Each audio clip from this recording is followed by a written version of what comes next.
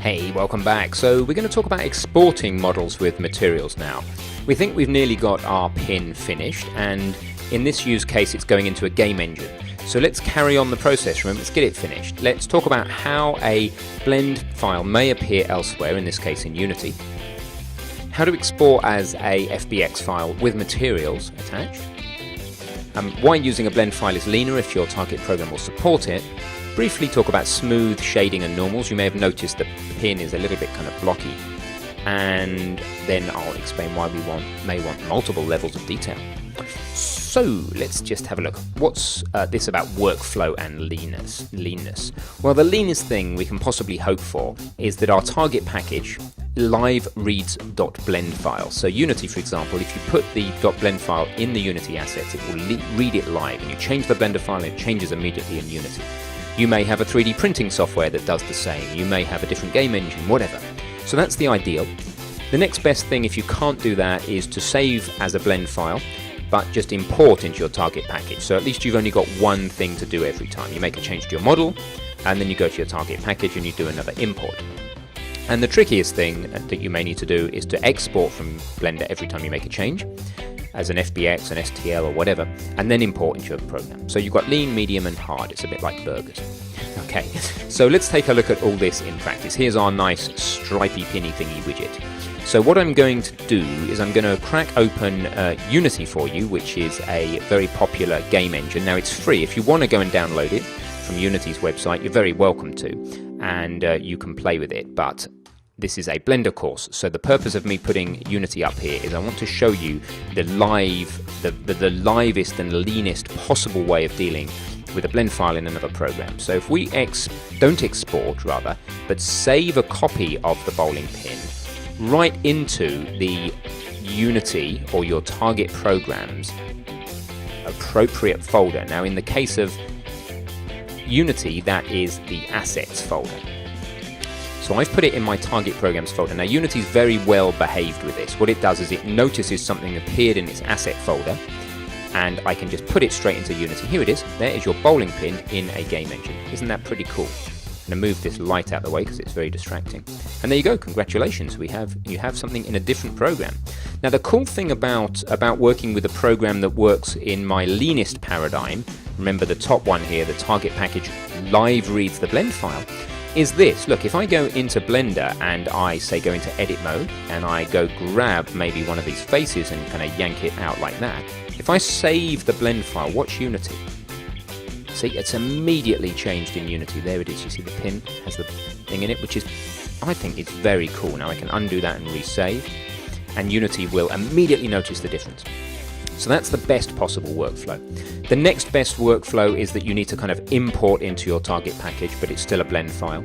And the trickiest workflow is where you need to go export as, say, an FBX. Let's try that from Blender. Go ahead and try exporting your pin as an FBX, by the way. And you could say stick it in your downloads and call it bowling pin. You can leave all the settings default. And then you have an FBX file. Then you have to go over to your target package, and let's delete everything that's here for now, and then you go in your target package and you import a new asset, and you go find it and then you import it, and eventually you end up in a very similar place. Now notice when you import an FBX, it also has a materials folder. The pin and the stripe are preserved, and if I open up this thing, it has the camera, the lamp, the pin mesh, etc. And I can still pop this pin in my scene and it still behaves. So either way is good, but of course now if I make a change in Blender, I want that pin to look more like this, saving it's no good, I have to export it as an FBX again and then re-import it. You see how much more of a hassle that is than just actually saving the blend file, yeah? Much more of a hassle. So I am going to work with the blend file because it's a lot easier for me over here in Unity. So I save my blend file, look at Unity, and it updates immediately. Lovely. Okay, fantastic. So let's go back to the slides and talk about the other things. So you've seen how a blend file may appear elsewhere. You've seen how to export as an FBX with materials. It all just kind of happens. And you've seen that using a blend file is a much leaner way of doing things. Now I want to talk about smoothing and normals and then multiple levels of detail. So here is our bowling pin in Blender. And if we're in edit mode, remember that you can go down here in the properties panel, and you can go somewhere. You can say, show me the normals, and they're vertex normals in Unity. So I'll show the vertex normals. There they are, the little hairs. And they are one per face. Another way to show it is sticking out of the faces instead of the vertices. Same number of normals. So the problem with this pin is both in Blender and over in Unity, it's pretty rough. You can see every single cell. Now you may say, oh, I should turn the poly count up, but hang on, hold your horses. It's already got a lot of polys. It's already got, 1,680 triangles, which is plenty. What we need is something called smooth shading. And back in object mode, in Blender here, you can go down under Tools and you can click on Shading Smooth. And look at that. It's really looking pretty smooth now. And if you do that and you resave the bowling pin, the great thing is that those extra normals, which you'll learn later help determine how the thing draws, they come into Unity as well. Same number of polygons. It's amazing. If you don't believe me, then look here in Unity, it tells you 1,680, or look back in Blender, 1,680, but it's a trick of lighting that's making this look smooth. In fact, I would even go as far as to say that Unity is doing a better job of shading that than Blender. Maybe when we go to the rendered mode, Blender, there you go, Blender's doing a pretty good job in rendered mode. But Blender's preview, its solid preview, is not quite as good as Unity's rendering. But anyway, there you go. So we don't need to up the poly count crazily.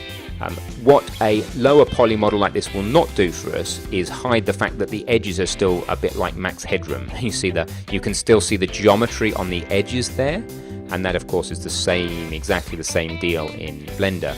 It doesn't matter how much smoothing you put on, you're going to see the geometry at the top of the pin, whether it's flat or shaded. You see the edge, the outline, the occlusion of the background is going to be the same.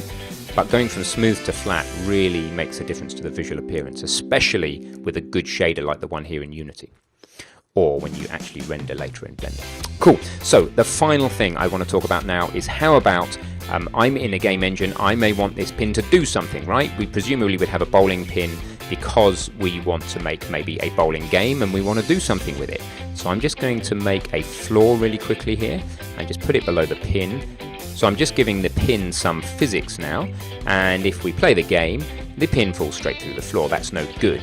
So what I want to do is add something called a collider. Now the purpose of this is that you as a designer are going to have to help with this, because watch what happens. If I now try and add something called a mesh collider to this, and I say, well, what's the mesh? And I go and say, well, it's the pin. Look what happens in Unity when I try and run this.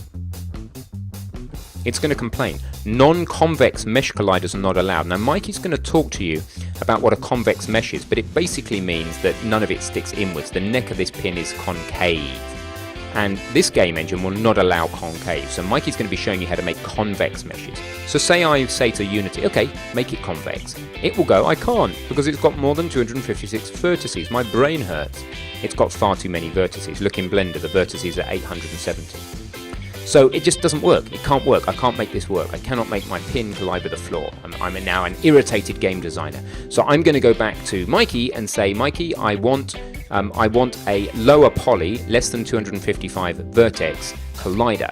And the end effect of that is going to be something like this. He's going to provide me with a different mesh. I'm then going to bring that mesh in here, and it is going to be a green outline like this, and it'll be kind of something like that, but it'll be more pin shaped. And when we've finished, what'll happen is my pin will actually, if it starts with some rotation,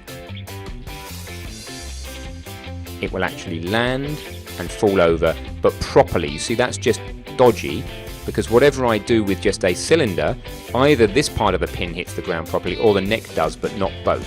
You see, if I thin it down, it'll go through the floor, etc. So our mission now with Mikey is to make a mesh that is 255 vertices or less, representing the same shape and scale as the pin, but is also convex. It must be a convex mesh. So from this tip of the pin to here is going to have to be a straight line, nothing going in. So that's what comes next, and I hope that was helpful. You can see the fate of your models when they arrive in things like Unity. See you soon.